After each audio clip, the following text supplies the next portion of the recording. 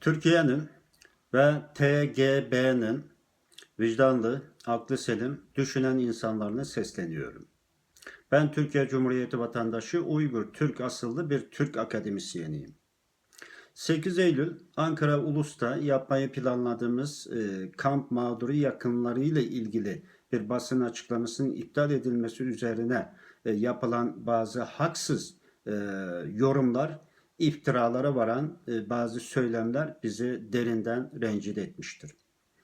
Benim ailem, kardeşlerimin çocukları ve eşimin ailesi olmak üzere onlarca birinci dereceden yakının bugün Çin'in meslek edindirme merkezleri dedikleri Nazi toplama kamplarına hapsedilmiştir. Kimleri işkenceyle felç edilmiştir.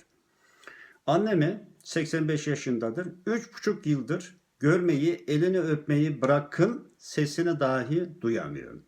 Malumunuz 21. yüzyılda teknoloji bu kadar ilerlemişken telefonla dahi ailemle iletişim kuramıyorum. Herhangi bir şekilde bilgi alamıyorum. Benim suçum ne? Ailemin suçu ne? Benim suçum Türkiye'de çalışmak mı? Akademik kariyer yapmak mı? Annem 85 yaşında. Annemin terörist olma ihtimali var mıdır? Ben buradayım. Ortadayım. Türkiye Cumhuriyeti Devleti'nin memuruyum. Benim suçum olsa idi, Yüce Türk adaleti bırakır mıydı? O zaman benim suçum ne? Ben demokratik haklarımı kullanıp benimle aynı durumda olan hemşerilerimin sesini duyurmaya, orada kampları konulan öğrencilerimin, meslektaşlarımın hakkını aramaya çalışıyorum. Türk kanunlarına uygun şekilde sesimizi duyurmaya çalışıyoruz.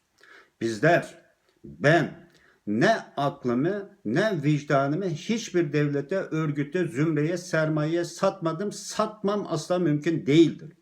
Sadakatim ve sadakatimiz Türk devletine ve milletine.